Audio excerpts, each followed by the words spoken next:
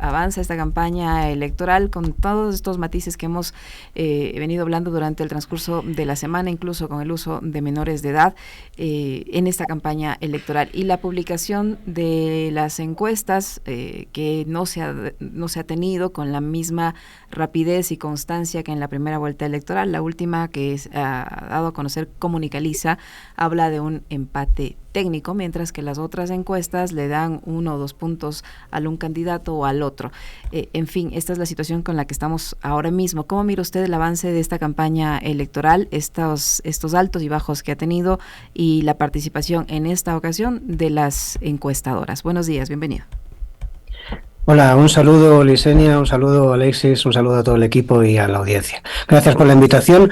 Bueno, yo creo que efectivamente las encuestadoras han sido más prudentes en esta segunda vuelta. Yo creo que después de el show, ¿no? Es decir, voy a decirlo así, porque fue una cosa un poco esperpéntica, es decir, a la que asistimos en la primera vuelta, donde se hablaba de mayorías absolutas, o sea, de ganar en primera vuelta, cosas de esas características, es decir, por parte de las encuestadoras contratadas fundamentalmente por el presidente Noboa.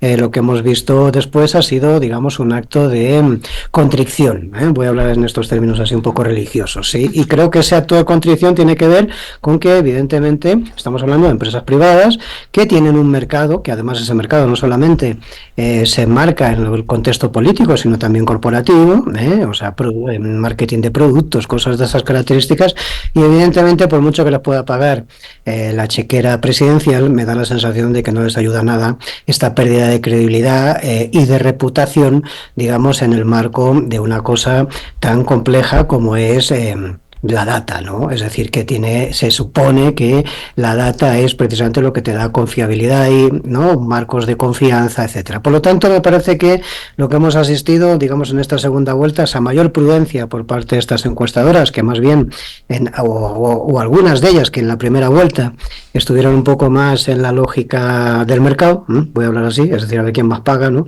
Y en este sentido, bueno, pues creo que eso es bueno, digamos, para el oficio y para el sector, para la profesión, digamos, de alguna manera. Esto ahí. Por otro lado, bueno, yo creo que llegamos a pocos días, es decir, ya de las elecciones y evidentemente con una incertidumbre grande, ¿sí? Hombre, una reflexión al respecto que yo creo que habría que hacerla más bien más adelante, posiblemente a partir del 14 o el 15, en función de ver cómo quedaron los resultados del día 13, es entender cómo, digamos, en una disputa como esta, donde hay un gobierno que después de casi 1 año y medio de gestión, sin haber, digamos, cumplido ninguno de los hitos, ni ninguna de las promesas, ninguno de los compromisos electorales que desarrolló, digamos, o que realizó al pueblo ecuatoriano, a la ciudadanía, durante la campaña electoral anterior, ¿no?, en la que se posicionó como presidente de la República el señor Daniel Noboa, es decir, un gobierno, digamos, que es un poco un gobierno, yo diría que es un poco tipo meme, ¿no? Es decir, o sea, que si no fuese por lo dramático de esto sería, digamos, hasta gracioso, ¿no?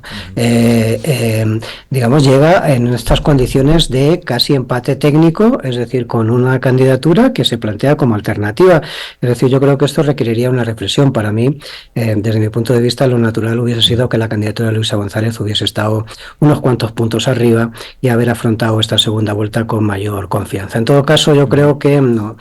o con mayor ventaja, digamos. En todo caso, yo creo que ahí está.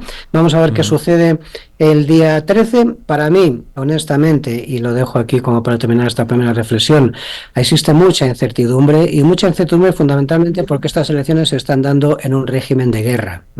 Es decir, los regímenes de guerra no son precisamente regímenes en los que exista transparencia, en los que exista democracia, en los que exista separación de poderes, es decir, sino más bien todo lo contrario. Son espacios, son momentos en los que se concentran los poderes en torno al Ejecutivo porque está en guerra. Pongo esto entre comillas. Por lo tanto, me parece que esto hace que este proceso electoral tenga, digamos, desde mi punto de vista, indicios de desconfianza, es decir, sobre si se van a respetar la decisión popular, ¿sí? Hola, Decio, un gusto saludarte, buenos días.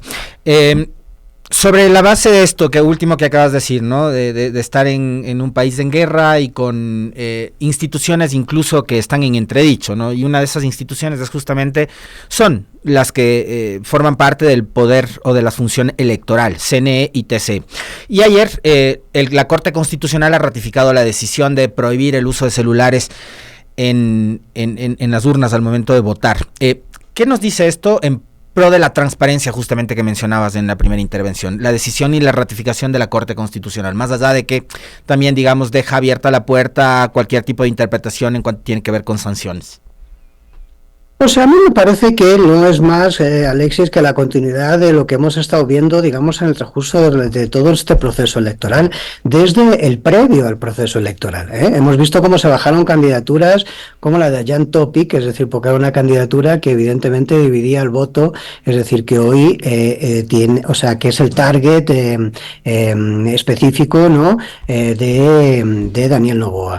Hemos visto, es decir, cómo todas las incidencias que ha habido en torno al asunto de las licencias en el rol de presidente de la República durante la campaña electoral por parte de Noboa y, digamos, la asignación de vicepresidentes por decreto, es decir, una cosa así como insólita, ¿no?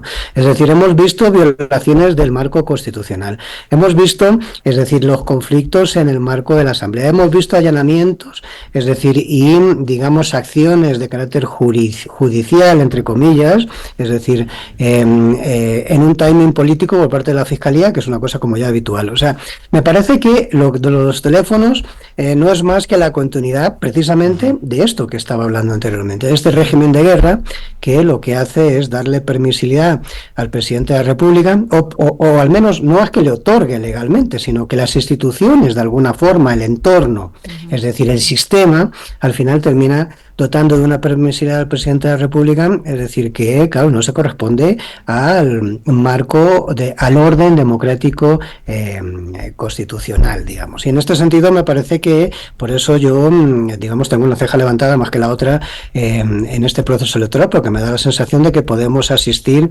a algún tipo de conflicto. Es decir, me parece que hay un factor de riesgo postelectoral muy grande de inestabilidad política. Lo digo así de claro, es decir, en el caso hipotético de que haya sectores de la población que sientan que su voto o su decisión no ha sido respetada en las urnas. Y me parece que esto es un factor de riesgo que está ahí y no se debe ignorar. Es decir, no quiero ser alarmista, pero me parece que sobre las elecciones está casi todo dicho, porque hay mucho analista, sobre todo en el Twitter, estos analistas de 140 caracteres y tal, que se pasan el día ahí. Es decir, me parece que ya está mucho hablado de esto y mucho explicado, pero lo que me da la sensación es que lo que no está previsto o lo que no se está viendo es el escenario postelectoral. Y a mí el escenario postelectoral me parece que es el momento más complejo que posiblemente pueda atravesar este país en función de cómo se dé la coyuntura del día 13, digamos, en los últimos años, ¿no? ¿Por qué cree usted que ese escenario se puede complicar, Decio? ¿Por qué cree usted que debemos ponerle mucha atención al escenario postelectoral? Le digo, porque el presidente candidato ha reconocido en una entrevista radial que va,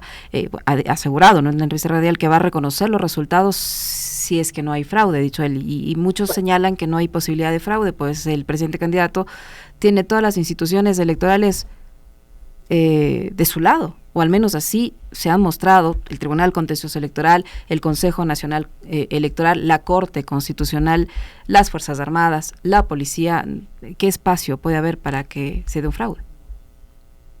Bueno, precisamente por eso, ¿no? Es decir, porque me da la sensación de que precisamente por esa cooptación de poderes, por esa sobreposición de poderes del Ejecutivo sobre los demás y el control de las instituciones de control, es decir, y cuando digo de control me refiero al control de todo, es decir, los custodios de las papeletas son las Fuerzas Armadas, es decir, quienes custodian, digamos, las instalaciones en los recintos electorales, es decir, son los cuerpos de seguridad del Estado, y esto más allá de los órganos rectores de la democracia, ¿no? Estoy pensando en el CNE, en fin, en todo ese tipo de cosas, precisamente por eso.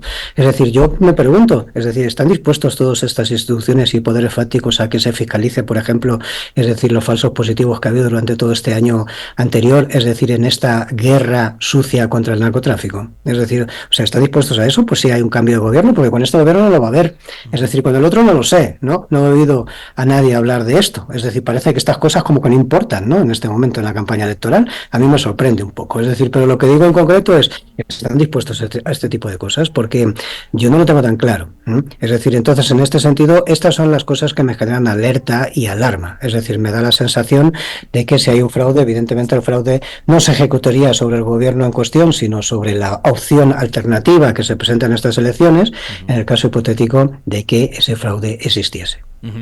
Ahora, Decio, hay temas de la geopolítica que podrían influir porque, digamos, de alguna manera el propio gobierno ha metido esos temas y esos actores dentro de la campaña, ¿no? O sea, para nadie es un secreto lo de la foto de Trump con Noboa y todo lo que... todos los relatos que Noboa y el gobierno han pretendido montar con respecto de aquel encuentro en la Florida, pero pocos días después tenemos a Trump anunciando estas medidas arancelarias que incluyen también al Ecuador y que ponen a los exportadores ecuatorianos en unas condiciones adversas y sin saber también cuál es el plan estratégico que prevé el Ministerio de Finanzas o el bloque económico del gobierno, el Ministerio de Comercio Exterior, para enfrentar estas situaciones, la apertura de otros mercados quizás, etcétera, etcétera. Está el tema de los aranceles de Estados Unidos y hay temas también internos como el que yo refería justamente en el comentario que podrían incidir también en estos últimos días de campaña, que tiene que ver, por ejemplo, con las denuncias de Gabriela Goldbaum, la madre de la primera hija de Daniel Noboa, con respecto de esta actitud violenta de no permitirle acceder ni siquiera a comunicarse con la niña. Entonces, ¿cuánto pueden influir estos dos temas en lo que resta de campaña? Yo creo que mucho. Mira, yo creo que el tema de lo global, de alguna forma, o sea, de la política internacional en este momento, en un momento donde está tan complejo todo lo que es el análisis geopolítico, creo que estamos en eso, en lo que Wallenstein definió las bifurcaciones, ¿no? Es decir, en el sistema mundo, estos momentos complejos, en los que uno no sabe muy bien hacia dónde nos vamos, ¿no? Es decir, en este nuevo contexto de orden internacional en construcción, que no sé si es orden o más bien desorden, ¿no? Yo creo que ahí hay que mirar con atención. Decía un dramaturgo británico que era como el relator del Imperio Británico en la época colonial del Imperio Británico, perdón la redundancia, es decir, que ¿qué saben de Inglaterra los que solo saben de Inglaterra? Yo creo que para analizar lo que pasa aquí hay que mirar también lo que pasa afuera, ¿sí? Por eso me parece que hay también muchos factores de riesgo con respecto a las posibilidades de cambio de gobierno, porque no acompaña la coyuntura de fuera a un cambio de gobierno en el Ecuador. Entonces, en este sentido, me parece que ahí hay que estar como pendientes. La segunda cuestión es que que tiene que ver con lo de la ex esposa del presidente de la República y la niña, etcétera y tal. Me parece que efectivamente lo que está marcando, digamos, esta segunda vuelta no son tanto, digamos, las dotes estratégicas de cada una de las campañas en liza, sino más bien los errores que se están cometiendo en ese marco, ¿sí? Errores estratégicos o errores de acción, ¿no? Es decir, en este caso yo creo que lo de la niña no es tanto un error estratégico, ¿no? O sea, no creo que sea un diseño de campaña, sino más bien, digamos, bueno, pues que es la plasmación práctica de, digamos, cuál es el nivel de humanidad, de ética personal, etcétera, del propio presidente de la República, lo voy a decir así, es decir, porque lo que vemos es una cosa espantosa, ¿no? Entonces, en este sentido, me parece que eso efectivamente no le ayuda. Como no le ayudan otras cosas, ¿sí? Es decir, yo creo que en el marco de lo del presidente, de los viajes a Estados Unidos, yo le prestaría importancia a eso. Cuando digo esto, me parece que, bueno, quiero decir, en campaña electoral a todo hay que focalizar, apuntar, criticar, etcétera, para un lado o para otro, lo que sea, pero lo que sí digo en concreto es que me parece que eso tiene menos pegada, que si el tipo pagó o no pagó en un restaurante de no sé qué. Mira, Trump ayer anunciaba un cartón de oro con su cara y que vale $5 millones, y es el que te permite a partir de ahora adquirir la ciudadanía norteamericana, ¿sí? Es decir, un cartón que tiene la cara del propio Donald Trump. Es decir, y que vale 5 millones de 5 kilos, ¿no? Es decir, para hablar así, clarito. Entonces, o sea, lo que existe es digamos, hay un nuevo, yo creo que Estados Unidos dejó de ser un Estado-nación para ser un Estado-corporación, ¿no? Entonces, en este sentido, pues todo se vende, todo se compra, y este señor Noboa, que también está acostumbrado a estos tejemanejes del mercado, es decir, pues hace lo mismo, y se alquila, digamos, una cenita ahí en algún lado para sacarse la foto al lado de este señor. Es decir, pero creo que esto tiene un impacto, digamos, en el ciudadano ecuatoriano muy relativo. Lo otro sí me parece que le está haciendo daño, lo digo honestamente, y creo que eso, el error de estas cosas es que, claro, como estamos en manos de una digamos, de una lógica en la cual se despolitiza la política, pues no se le aplica una lógica política a eso. Pero yo creo que hay que politizar esa realidad, ¿eh? O sea, no es solamente un acto de barbarie contra la señora o una utilización de un menor en campaña electoral. Eso significa más cosas. Es decir, significa violaciones en el marco jurídico, significa, digamos, lógicas de carácter patriarcal, significa, digamos, digamos o sea, la posibilidad de que desde el poder se pueda hacer lo que te da la gana, es decir, porque puedes comprar jueces y no sé qué, y eso tiene una lectura política. Y esa lectura política este mensaje último, Decio, perdón que te corte ahí, me parece súper importante esta precisión, porque ese mensaje tiene que llegarle a las personas que dicen, ojo, a este tema es un asunto familiar. Es un asunto familiar, es un asunto íntimo. Cuando se trata del presidente de la República es un asunto íntimo, y cuando han sido ellos quienes lo han hecho público, Decio. Pues evidentemente es un asunto íntimo, pero que los asuntos íntimos de los monarcas, diría Maquiavelo, quiero decir, son temas políticos, ¿no? Es decir, o sea, quiero decirte que claro, que es un asunto íntimo, claro, es un asunto íntimo con quién te vas a la cama o con quién no te vas, es decir, pero lo que sí es cierto es que eso tiene un impacto político, es decir, si eres el dirigente, o sea, si eres el presidente de la República, si eres el primer mandatario de una nación.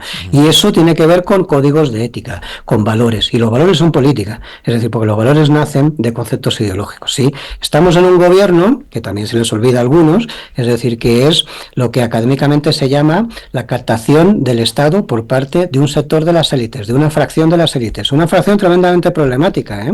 Es decir, las élites guayaquileñas, es decir, los sectores industriales costeños, o estos sectores industriales o empresariales que se reúnen con Luisa González en Quito, etcétera, se reúnen con ellos porque no consideran a Daniel Noboa y al grupo Noboa parte de lo que es el establishment de las élites del país, ¿sí? Es decir, este es una fracción de las élites tremendamente compleja que ha tenido agenda propia de las diferenciada a las altas burguesías de este país, y por lo tanto, digamos, genera incluso desconfianza en sectores empresariales. Yo te puedo decir que no hace mucho tuve ocasión de hablar con algunos empresarios por otros temas que tenían que ver con temas profesionales que estaban fuera de lo de la campaña electoral, y te puedo comentar que hay bastantes empresarios que me planteaban que por primera vez iban a votar por el correísmo, o en este caso por la candidatura de Luisa González, para ser más específico, porque tenían una enorme desconfianza con respecto a este señor, que es un señor al que, digamos, les generó unas pérdidas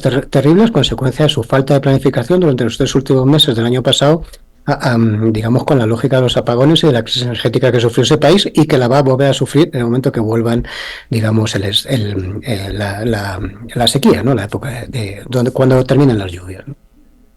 Pero vemos también a un sector empresarial que prácticamente agradece que nos hayan impuesto 10% de aranceles, que aún piensan que eso es positivo, a pesar de que el resto de países de Latinoamérica recibió el mismo porcentaje de aranceles sin necesidad de tomarse una foto con el presidente Donald Trump. No, porque yo creo que, verás, el gobierno de Donald Trump es un gobierno tremendamente complejo. Yo creo que o sea, esto sería ya otro capítulo, ¿no? Es decir, para analizar lo que está pasando en Estados Unidos, el gobierno de Donald Trump es un gobierno tremendamente pragmático. Es decir, o sea, que a pesar de que tenga, digamos, lógicas filofascistas, es decir, que haya, digamos, una vulneración del sistema democrático, digamos, y que se pase por ahí, es decir, lo de la Carta Constitucional de los Padres, ¿no? Del constitucionalismo liberal, no sé qué, y estas cosas que tanto, digamos, forman parte del verbo norteamericano, o sea, de la institucionalidad norteamericana. Lo que sí te puedo decir es que el gobierno de Donald Trump es un gobierno tremendamente pragmático. Es mejor negociar con el gobierno de Donald Trump que negociar con los republicanos que nunca sabes, o sea, con los demócratas que nunca sabías a dónde iban, ¿eh?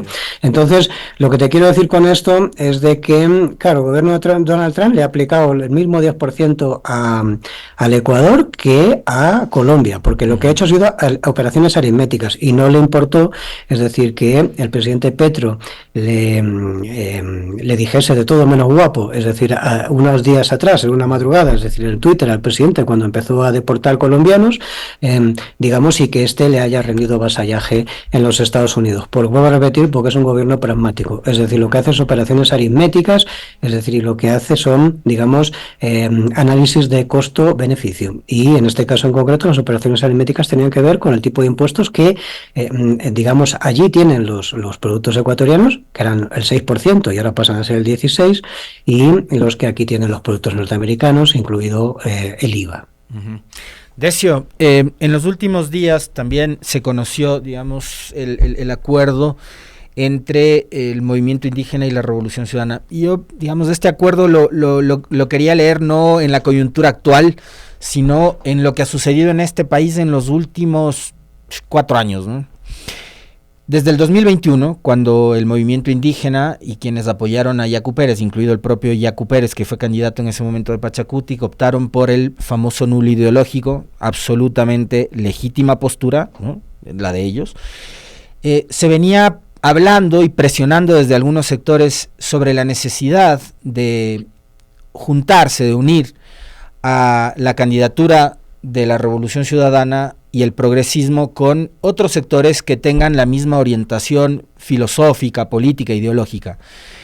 No se lo logró en el 2021, no se logró una postura clara en el 2023 y hoy finalmente se consigue algo parecido a lo que algunos seguramente soñaban o anhelaban. Probablemente estaban pensando en otro tipo de foto, en la presencia de Issa, qué sé yo, pero finalmente, digamos, con todos los bemoles, con todos los peros que se ven de un lado y de otro, con todos los reparos que encuentra el movimiento indígena en el correísmo y con todos también las visiones que desde la Revolución Ciudadana y su propio líder, Correa, tienen del movimiento indígena, se logró un acuerdo. ¿Cómo lo has entendido tú y cuánto crees también que esto pueda influir para que la votación de Leonidas Issa, que obtuvo en la primera vuelta, pueda juntarse o no, tomando en cuenta de que los votos no son endosables a la candidatura de Luis en la segunda? Bueno, yo creo que hay que hacer una reflexión sobre esto porque me parece muy importante lo que estás comentando, Alexis. Es decir, o sea, son después de 17 o 18 años un reencuentro, digamos, entre organizaciones de naturaleza de izquierda. Voy a decir esto, ya sé que lo de las izquierdas es como todo muy matizable, es decir, pero de organizaciones, digamos, que tienen una visión humanista, es decir, de la construcción de la sociedad, ¿sí? Y esto me parece muy importante. Y me parece muy importante porque además, es decir, digamos, me parece que esto es una cosa que debe comprender bien el correísmo. Y fíjate lo que te digo, no hablo ya de estos dos analistas que ven aquí a opinar sobre si es que no salió en la foto Issa o si es que está descatalogado porque es un semidirigente o un pseudo, o sea, todo este tipo, o sea, me olvido toda esa parafernalia dialéctica, es decir, lo que hago es una reflexión de carácter político, es decir, o sea, a muchos nos ha costado perder a muchos buenos amigos, es decir, defender esta posición, ¿sí? A Leonidas Issa, a los dirigentes de la CONAIE, les puede costar esto, es decir, les pone una situación tremendamente compleja en el próximo congreso de la CONAIE, porque sobre la construcción de la digamos, de estar en contra de este acuerdo, es decir, se va a construir la oposición en el próximo Congreso de la CONAIE, la oposición a Leonidas Issa y a lo que representa Leonidas Issa, es decir, dentro del movimiento indígena, que es una posición ideológica, es decir, no es Leonidas Issa como persona, es una posición ideológica de lucha, de combate, es decir, de compromiso, digamos, por causas populares, ¿sí? Es decir, todo esto se ha puesto en riesgo a cambio de un acuerdo de 25 puntos que esperemos que sea respetado, es decir, en el caso hipotético de que Luisa González, es decir, sea la próxima mandataria de este país. Y digo esto porque esto es muy importante entenderlo, porque esto no ha sido gratuito. O sea, esto nos ha costado sudor y lágrimas a un montón de gente, sobre todo amigos y sobre todo, digamos, muchas polémicas, ¿sí? Sobre todo porque entendíamos algunos que el movimiento indígena, y esto lo he dicho yo en algunas asambleas del propio movimiento indígena a las que he sido invitado para poder hacer análisis de coyuntura y cosas de esas características, de unas cosas muy concretas. El movimiento indígena coloca presidente en este país en esta coyuntura determinada, a pesar de que solamente tenga el 5% de voto en la primera vuelta. Coloca presidente por acción o por omisión. Y ustedes, como movimiento indígena, deben ser responsables, ¿no?, y copartícipes de esto, ¿no? Es decir, ¿quieren ser o no quieren ser corresponsables de los próximos 4 niños que desaparezcan este año? Es decir, en condiciones, digamos, como las que vimos en diciembre del año pasado. Quiero decir, ¿van a permitir esto otra vez? ¿No? Es decir, o sea, ¿no? Ya pasó con un banquero anteriormente, ya pasó con, ¿no? Es decir, y la consecuencia de eso es el estado de situación en el que estamos. Yo creo que afortunadamente ha habido una una toma de conciencia en este sentido, es decir, por parte de estos sectores, digamos, no solamente el movimiento indígena, sino de otros sectores más pequeños, es decir, satelitales posiblemente al movimiento indígena, etcétera, es decir, de organizaciones populares, ambientalistas, de mujeres, etcétera. Quiero decir que, bueno, pues tienen sus relativos pesos en diferentes targets de la sociedad. Y yo creo que esto es un avance importante. Ojalá valga, es decir, para, digamos, que no sea un episodio meramente electoral, sino, digamos, un episodio que marque un punto de flexión de coherencia político en los sectores de la izquierda ecuatoriana, de que falta le hacen, por cierto, ¿no? Uh-huh. Decio, el hecho de que en estas últimas semanas la campaña se haya vuelto tan clientelar, con ofrecimientos de créditos, de bonos, de ayudas, de becas, de construcción de grandes obras, incluso ahora con visitas a las zonas que han resultado perjudicadas, ya sea por el invierno o por el derrame de petróleo, ¿hasta qué punto pueden influir en la decisión del voto con miras al 13 de abril?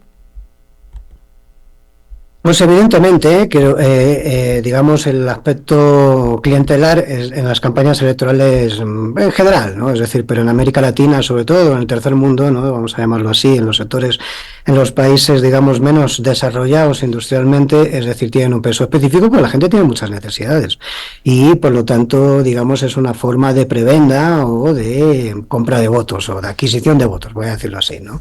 En este sentido, yo creo que efectivamente eso tiene, digamos, un peso.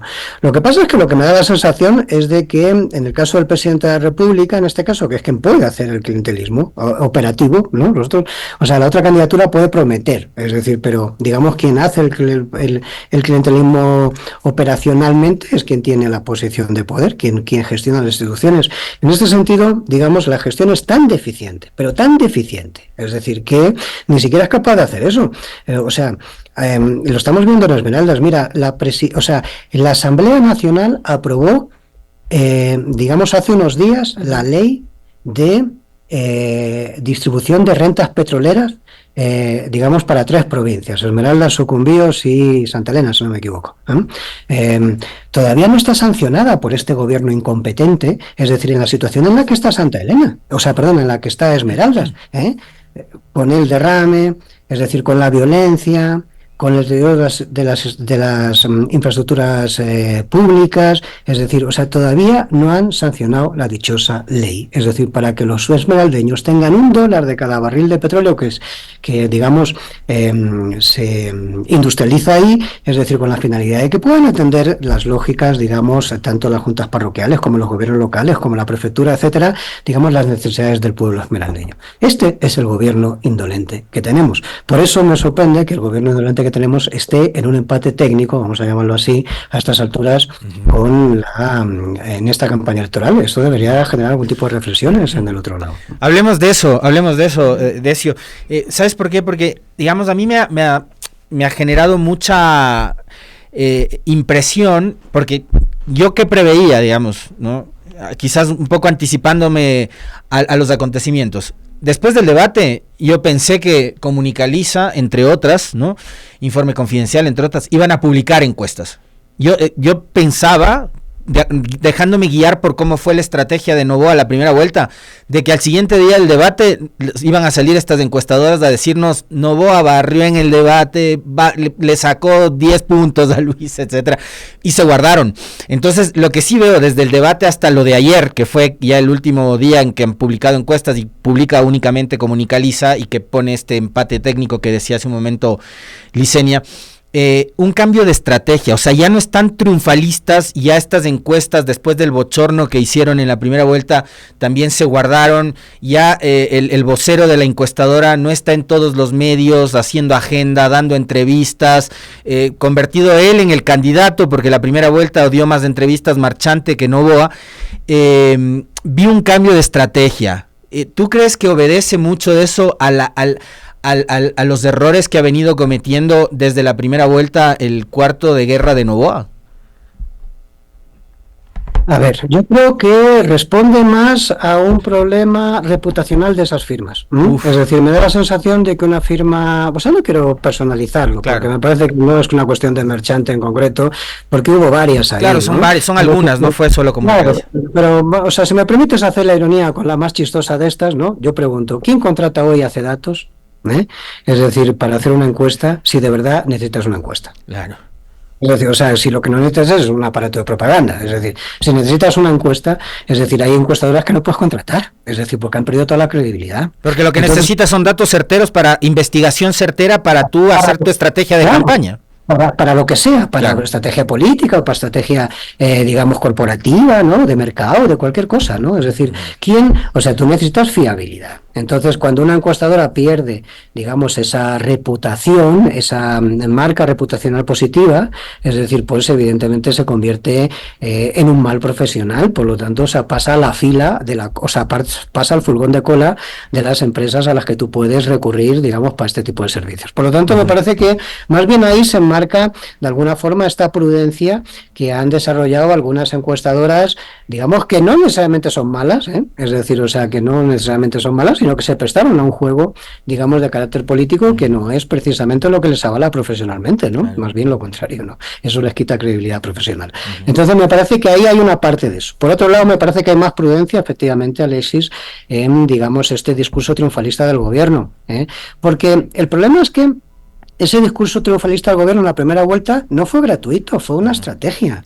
O sea, el gobierno subió unos puntos, es decir, en los últimos días, consecuencia de esa lógica del voto, digamos, del voto útil, o sea, de esto de ya ganamos, ya falta no sé qué, es decir, ya hay un montón de ecuatorianos que ya están cansados de los procesos electorales, que están hasta las narices de los políticos, que no nos quieren ver, porque esto fue la lectura que hicieron, que no nos quieren ver al establishment político, es decir, porque la brecha entre el establishment político y la sociedad es enorme, cada vez es mayor en el Ecuador, ¿no? Unos están en un lado y otros están en otro. Es decir, y por lo tanto, ya que se acabe el proceso electoral, mira, ya estamos a punto de ganar en primera vuelta. Por lo tanto, ya vótenme y terminamos con esta cosa y nos ahorramos 30 kilos o los que sea, digamos, de la segunda vuelta. Esa fue la estrategia. Y eso les hizo subir unos cuantos puntos. Eso les hizo ganar por 20.000 votos, ¿no? O por menos de 20.000 votos. Es decir, si no hubiese sido por esa estrategia, no hubiesen ganado la primera vuelta. Hubiesen entrado en segunda vuelta sin ganar la primera vuelta. Por lo tanto, también el ardid, ¿no? O sea, la táctica, es decir, utilizada en ese marco estratégico para conseguir voto útil en la primera vuelta, ya difícilmente es aplicable en la segunda, porque la segunda ya es una lógica binaria, ¿no? O votas aquí o votas allí, ya no me puedes convencer de tal. Entonces me parece que cambió, también se racionalizó el discurso, porque ya no tenía sentido en esta coyuntura el discurso anterior, el discurso táctico anterior. Decio, para finalizar, la Corte Constitucional en cierta manera ha avalado la decisión del Consejo Nacional Electoral de que no se pueda o se prohíba tomar fotografías de la votación como tal, y ha dicho que lo que no se puede aplicar es la sanción con esas multas tremendamente gigantescas que se había previsto. Pero más allá de eso, sigue la preocupación entre los actores políticos sobre las complicaciones que esta decisión va a tener para los integrantes de las juntas receptoras del voto al momento del escrutinio. Y eso ha sido incluso mencionado por los observadores internacionales. Hace algunas horas opinó sobre el tema un representante de la Unión Europea. Y claro, le llama la atención que se tomen decisiones de esta naturaleza en medio de, se cambien las reglas del juego, en medio de un proceso electoral. ¿Se puede confiar en las autoridades electorales con este tipo de decisiones? ¿Se puede confiar? Porque el propio presidente, candidato, cuando le pregunta si confía en el Consejo Nacional Electoral, dijo: yo no confío en nadie. Verán, yo hablo con autoridades europeas permanentemente. Es decir, por un tema profesional, sí, vamos, porque tengo asesoramientos ahí en algunos países que hay de Europa, ¿no? Y te puedo decir que de los que tienen algún tipo de mirada sobre el Ecuador, porque habitualmente no hay mucha, pero los que tienen algún tipo de mirada sobre el Ecuador, la opinión sobre esto es, digamos, de espanto. Es decir, y, digamos, la duda sobre la legitimidad del proceso electoral ecuatoriano son las que yo planteo aquí también, así. O sea, quiero decirte que no es un proceso que esté avaladísimo, es decir, a nivel internacional, sí. Es decir, más allá de los marcos de la OEA, que ya sabemos que responden a otra lógica, es decir, que no tiene que ver con digamos, los observadores de la Unión Europea o otro tipo de instituciones de esas características. Por lo tanto, me parece que hay muchas dudas sobre esto. Y eso, digamos, enlaza con el discurso, con la primera parte de mi intervención, es decir, con mis dudas también personales sobre, digamos, que pudiésemos encontrarnos con un escenario postelectoral conflictivo o de inestabilidad política en el país. Es decir, que me parece que todo ese tipo de cosas responden a eso. En todo caso, yo miraría más bien la parte positiva de lo de la prohibición de las fotos. Y es que, mira, a mí todo esto de los GDOs pidiendo que se saquen fotos a los votos y tal, me parece, o sea, me parece así como un cuento chino, ¿no? Es decir, o sea, aquí en este país yo lo que he visto ha sido los empresarios pedirle a sus operarios, es decir, que se saquen las fotos, es decir, porque si no iban a ser despedidos, ¿sí? Eso es lo que yo he visto aquí, a los empresarios de Cuenca, a los empresarios de Pichincha, a los de Guayaquil, es decir, a los que tienen industrias, decirle a sus trabajadores, vaya usted, es decir, saque una foto aquí, porque si usted no viene con la foto del voto a Lasso o del voto a no sé quién, es decir, yo a usted le voy a despedir. Es decir, eso es lo que yo he visto. Por lo tanto, mira, si lo quieres mirar por el lado positivo, me parece que a lo mejor es la consecuencia de que los empresarios ya no están, es decir, tan al lado de Noboa, y por lo tanto, es decir, ha sido el propio presidente Noboa el que ha planteado el sacar esto, es decir, para darse un baño de un discurso sobre que los GDOs apoyan a la candidatura, digamos, opositora al actual gobierno, en lugar de, digamos, utilizarlo como una herramienta para condicionar el voto de los pocos que tienen trabajo digno en este país.